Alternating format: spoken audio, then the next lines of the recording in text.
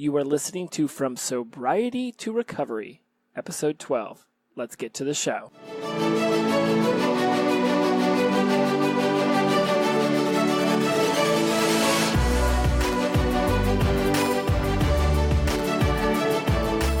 Hello, everyone. I am Jesse Mogul, and I am in addiction recovery. Thank you so much for joining me here today on Episode 12 of From Sobriety to Recovery. It's great to have you back. Hope you've enjoyed the shows up till now.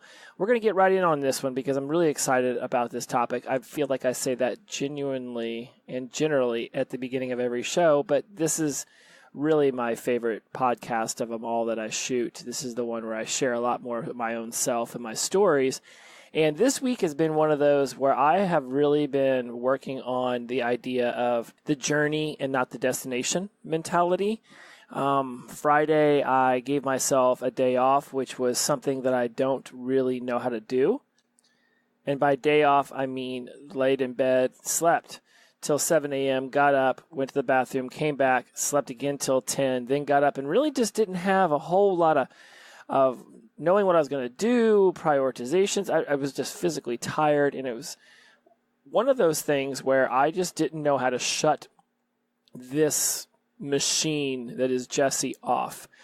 And for those of you who are not really getting what I'm saying here, let me put it this way. It's like for the longest time, I really immersed myself in my program, in my physical fitness, in my nutrition, in my work as a life coach and a public speaker and a host of different shows. I mean, ultimately, I'm out here pursuing in Hollywood. I'm out here pursuing the idea of me becoming a television host, and everything has changed from when I first got here, coming up on 10 years. In fact, come May 8th, it'll be 10 years here. And for me, I feel like there was a lot of wasted time, not only looking back at my 12 years in college, but then ultimately my first, 6 to 8 years here in LA. There was some times where I really felt like I was moving forward and I was accomplishing what it is that I set out for, what it is I wanted from my life. But I look back from 2011-12 up until I got sober in 2017, there's a lot of dead air there, a lot of wasted time. And so when I got sober and realized I was buying back all of this time in the future when I would have been using, there became this like a sprint feeling, like this vibration inside of me where I was trying to play catch up. For the longest time, I spent a lot of my using days with this saying in my head where I would ask myself and I'd ask other people, at what age do you go from being the person who had tons of potential to being the person who wasted tons of potential? And that really is what fueled me for years, knowing that at some point sobriety was going to have to be something that I not only stepped into, but really embraced.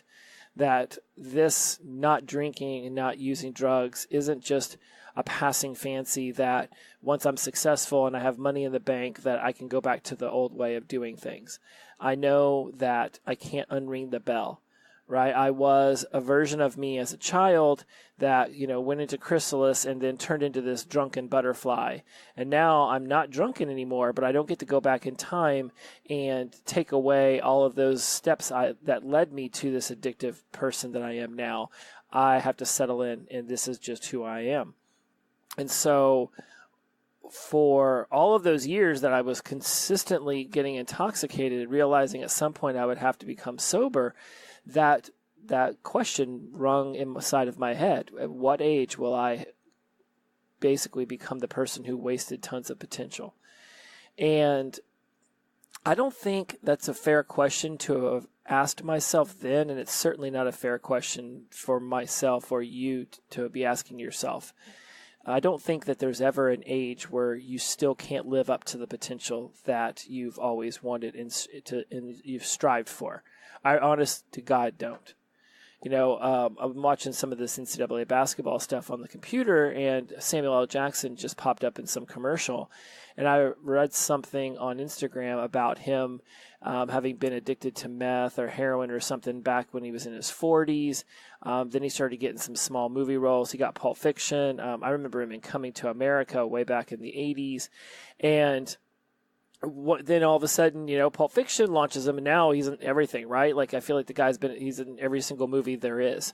And, he's well into his 60s or 70s now. I mean, at 40 years old, he had still not reached his full potential. I'm sure if you asked him now, he'd say he still hasn't reached his full potential, because there's a driver inside all of us that wants us to continue to succeed. And so whether you stopped using at 20, 30, 40, 50, 60, 70, like, there's still whatever that potential is that you want from yourself, it is still attainable. And so this is something that it's a back and forth with me, guys, like, constantly. I'll go off and I'll give a good speech, or I'll get a new client, and I'm like, yeah, I'm rocking this. And then, I go to a marketing conference on Thursday, and I really feel like I learned a lot of great stuff. And so I come back and I should be ready to hit the ground running on Friday. But instead, there's a malaise, not a depression, but just this sort of blah. And I just shut it all down. And it wasn't easy Friday. I'm shooting this on Sunday, so that was day 2 of March Madness. So there was a bunch of basketball games on, and so I turned those on. I was watching The Wrong Man's on Hulu, just chilling. I randomly fell asleep and took a nap. I mean, the only thing that broke up this whole lazy day of mine was talking to my therapist, and she's the one who really, she accentuated. Is that the right word? She accentuated the topic, accentuated the syllable. I don't know. She really put emphasis. Let's just go with that. She put emphasis on the fact that, for me, my homework is slowing down, to shut this off once in a while, to be able to take a day and just relax. And so she also mentioned that for other people, she has to tell them to get up off the couch and go do something. Right? So ask yourself, which one are you? Are you the one struggling to gain momentum? Or are you the one who's got all this momentum, who goes? And for me, I honestly wonder is it a fear of losing the momentum that causes me to continuously push myself, no matter how tired I am, no matter how cranky I might feel, if I have skipped a meal that day because intermittent fasting and then appointments. Next thing I know, it's 7 o'clock and I still haven't eaten and I was supposed to. I'm afraid of losing that momentum. And so if I have a day off where I'm not doing something, then it's like, what do I do the next day? Like, how do I get back on track? And so as I really bounce all of this around in my head, I thought this would be a great idea for the show. And so some of my show notes that I wrote here, this is one of the comments I made at the top of them, is that we all wasted a lot of time while we were using. And now that we are clean, there is probably a sense of urgency to repair our relationships, get our lives back together, and to get our job or career in order. And so if that resonates with you, then think about this. There's only so much time that you are allotted in a day. We all get the same amount of time. And where are we prioritizing it? Where are you prioritizing what your focus is going to be on any particular day to make sure that you can go to bed feeling like you've had a winning day? So my 3 keys here. Key number 1, you are done wasting time. You are sober now, and you just bought back all that time from the future that you would have been using. Key number 2 is that only the self/the ego cares about the future or the past. Right? The present moment is all that really matters, so work on focusing on that. Eckhart Tolle is doing this 10-part series with Oprah Winfrey on her Soul Sunday, I think is the name of it. Anyways, it won't be too hard to Google that.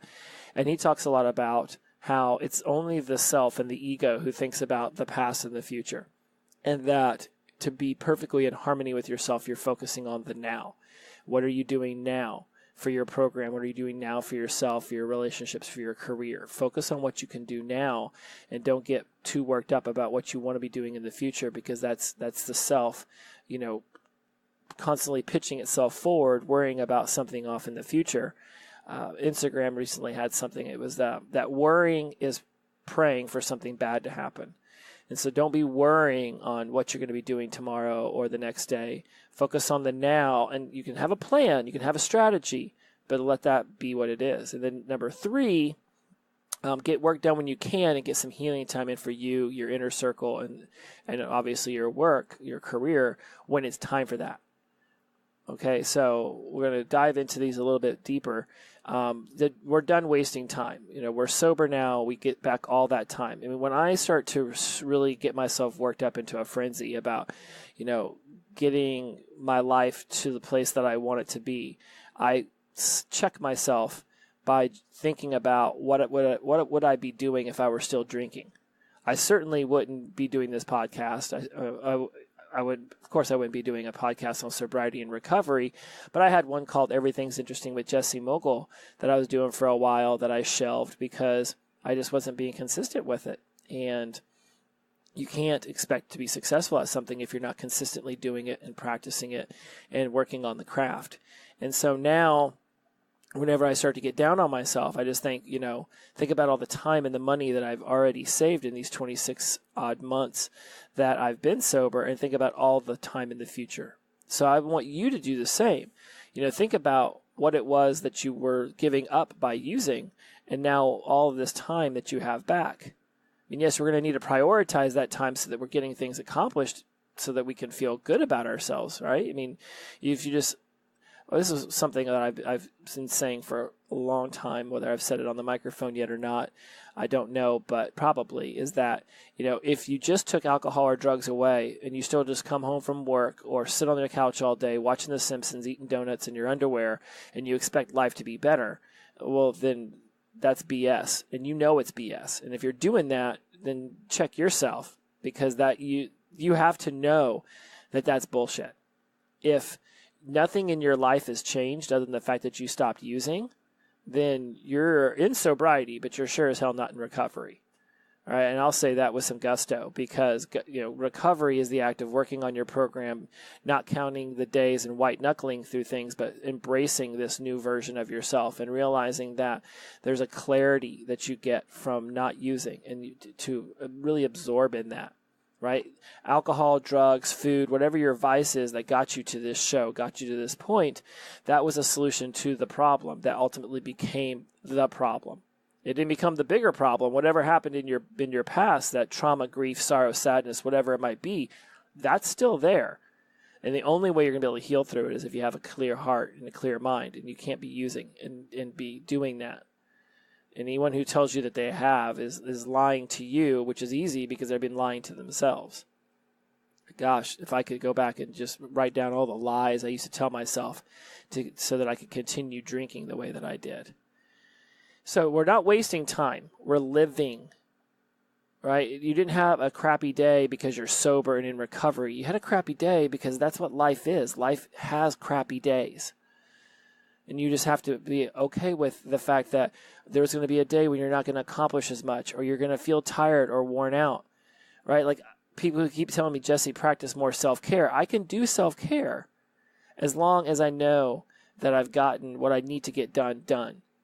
And really making sure that what I'm doing is self-care. It's not like, oh, well, I'm just tired, so I'm going to sit on the couch and watch 4 hours of television. Well, am I really tired, or am I more afraid of what I want to be doing other than watching TV? And then that fear of my expectations on myself is causing me to get myself full of stress and anxiety. And then my natural inclination is to turn on the television because at least I can just zone out. So ask yourself that. Are you really seeking self-care whenever you sit down and watch some television, take a walk, read a book? Or are you really buffering?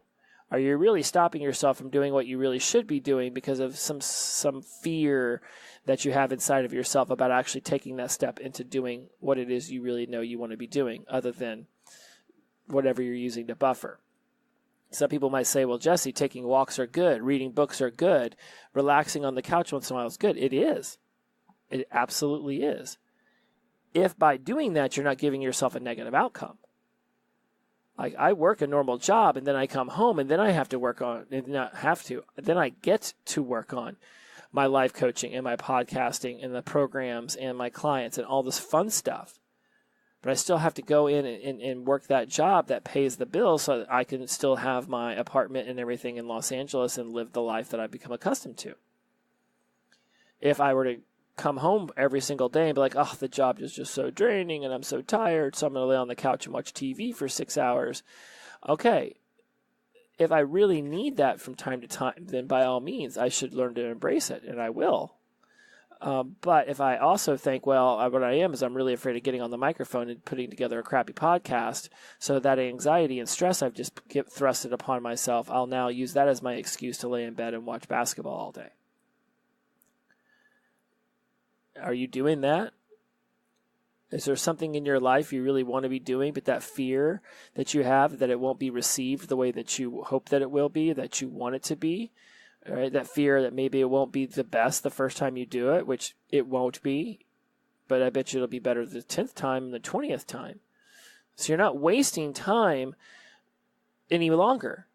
You're moving forward. And even if that means that you're doing something, but it's not the best, it will get better if you consistently work on it. And that's where we can jump into key number 2, is only the self, the ego, cares about the future or the past. The present moment is all that really matters. So if you're working on something, for me it's a podcast. For you, if it's getting healthier, if it's having better relationships, getting your career back on track, sitting down and reading a book once in a while. It's the present moment. Ask yourself, is this helping me heal? Is this helping me recover? Is this doing something beneficial to my life? Is this what I'm supposed to be doing with my time right now? If you've scheduled out your day, which I highly recommend, and I'll discuss a little bit more on that here in a second, with the priority 4 focuses, if you've got your day organized, then there's some time in there to read a book, to sit in the backyard and get some sun, to take a walk, knowing that that's exactly what you're supposed to be doing in that moment. And so you're not sitting here thinking about the future. Oh my goodness, I shouldn't be taking this walk. I should be sitting at my computer. I should be answering emails. I should be sending out resumes for a new job. I should be, budgeting my finances better, doing my taxes, whatever. I should be cleaning the kids' room, dusting the ceiling fan, whatever it might be. Like, have that time and the place scheduled out. But when you're doing something, be in that moment doing it. When Eckhart Tolle talks about being one with the moment, and I think about dusting my room, I'm like, what are you talking about, dude? Like, be one in the moment while I'm dusting my room? But there is a meditative, that's why I love cleaning so much. It's very meditative. And it becomes one of these things where it's like, if I'm in the moment and I'm just enjoying the dusting, realizing that I'm cleaning up my room and that it's going to be organized and it's going to smell good and all my little dead skin cells aren't going to be floating around in the air. Like, if you're focused on that and you're just in that moment, it is, I don't think cathartic is the right word for it, but it's very humbling. It's very meditative. It's calming. And so be in the moment with whatever it is you're doing, and knowing that if you've decided to do something specifically so that it makes you better in the future, it's already making you better now, just by the fact that you're doing it. Yes, I would love to have Python arms, but I know that every day I go to the gym 3-4 days a week, that I'm working on it. I don't half-ass it when I'm in there. I pull up the big weights. I get my sweat on. I'm ready to push myself harder than I'm probably used to. Because that's where I know, outside of my comfort zone, when something's really difficult, that's how I know I'm growing. If in the moment I'm starting to feel overwhelmed or discombobulated or confused, that's great, because that confusion is what precipitates or precedes, probably is a better word, precedes the breakthrough, right? Like right as you're like, it's like when you don't know anything about something, then you're just, it's like you're ignorant to it. You're not comprehending all of the steps that it's going to take to get you to the point you want to go. As you learn more about it and you start to practice, and there's some really cool terms for this. I'll pull out of one of my books and I'll bring up in another show. But it's like being competently competent.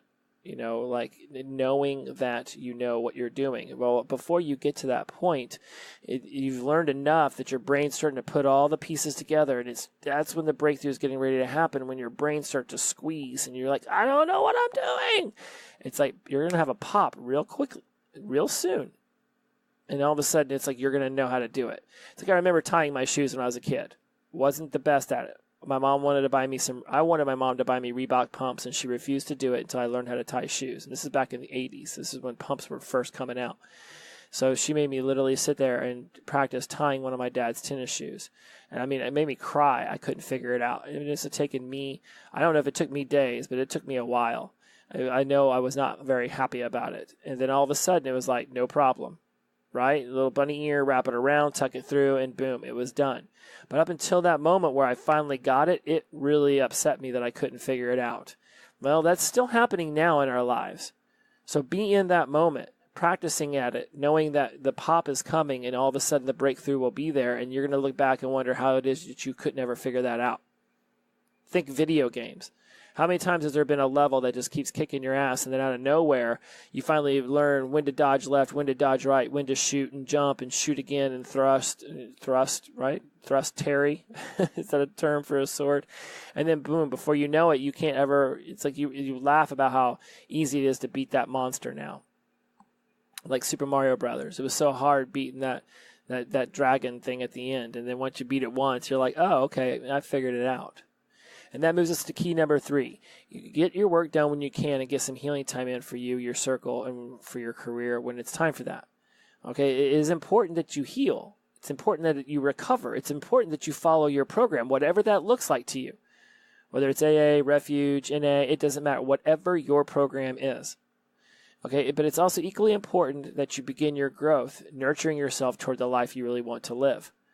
All right, and my way for doing that, and I'm going to have him on the show down the road, one of my peers and my brother's father-in-law, one of my best friends on the planet, Tom Rigsby, came up with priority 4 focuses. So you give yourself a priority for the day, which is that one thing that if all of a sudden you remembered it at 11:59 p.m., you would jump out of bed and scurry around ready to get it done before the day clicked to midnight, right? It is the ultimate thing to get done. For me today, it was this podcast. Get my priorities, get podcast done. Boom. Now the day's a win. Podcast is done. Posting up, be available Monday morning. And then you get 4 focuses, right? See a friend, have a nice meal, go for a walk, get your taxes organized, help your kid with their homework, sit down and have a vulnerable conversation with your loved one. Like whatever those 4 focuses are, put those down there. And those are the things that you're working on throughout the day until the priority is allowed to arrive, right? If that meeting was at 4 p.m., and that's your priority, you've got a whole day worth of stuff that you could be doing. You cannot just sit there staring at a wall waiting for that priority to get here at 4 p.m. There's other things you can be doing. And if one of those focuses starts showing up on the list day after day, eventually it needs to be pushed to the priority. Right, this is towards the end of the show. I'm really hoping that most of you make it this far because I using priority for 4 focuses is huge for me, and I'm going to bring that up in a show here soon whenever I have Tom come on for a minute and talk about that. But this way, you can be prioritizing what it is that you want to do. And I won't go too much more into it. Just take a big piece of paper, write P on it, and then 4 F's underneath it. And then you can have your priority for the day and then your 4 focuses. And if your one of the focuses is like run errands, okay, you can have little errands that you're doing. Those can be on that side list. Right, but you don't necessarily need to have grocery store, dry cleaners, bank, post office all taking up one of the focuses because you're going to knock all those out, right? So this allows you to make sure that you've got things so that if you look around, you're like, what should I be doing right now? If you really want to be reading a chapter a day out of a particular book, then make that a focus. And whenever you have some downtime, instead of screwing off on social media, now you can be reading that chapter you've always wanted to read from that book that you really like. All right, you can get your work done by prioritizing it. And for me, when I woke up Friday, I didn't have anything prioritized for the day. And frankly, I was just exhausted. So I took the day off, and it wasn't easy. And I battled with myself throughout most of the day. But you know what? Saturday, I got up. I went to the gym. I had a really great workout. I came home. I worked on my website. And then I went and watched the Florida Gators lose to the Wolverines in the basketball thing. And then I came home and I worked on the website some more and ate a delicious meal. And I was in bed early enough to get up for work today. Right? So I was able to pick right back up with that momentum. And here I am doing the podcast, filling out my taxes. I've got things I'm doing today to make sure that this stays productive. So actually taking day off on Friday didn't do anything to squelch my productivity over the weekend. If anything, it made me realize that, 1, I should be doing that more often, and 2, that it actually was a lot of fun. I watched a movie on Hulu called Annihilation with Natalie Portman. It was a little weird, but it was certainly enjoyable enough that it was worth 2 hours of my time. So for you, if you're wasting too much time, and again, I use wasting in air quotes, if you're sitting on the couch killing 6 hours, figure out what it is that's your priority for that day and get up and go do it. And don't let fear overwhelm you, because fear comes from an expectation that you're either putting on yourself or that others, or that you're thinking others are putting on you. And that in the last episode, episode 11, I talk a lot about fear and expectation. Go back and reference that for more on it. All right, be in the moment. Only the self and the ego, the self, they're the same thing. The ego self cares about the past and the future. Like, what the hell you reliving the past for? Look, you got sober.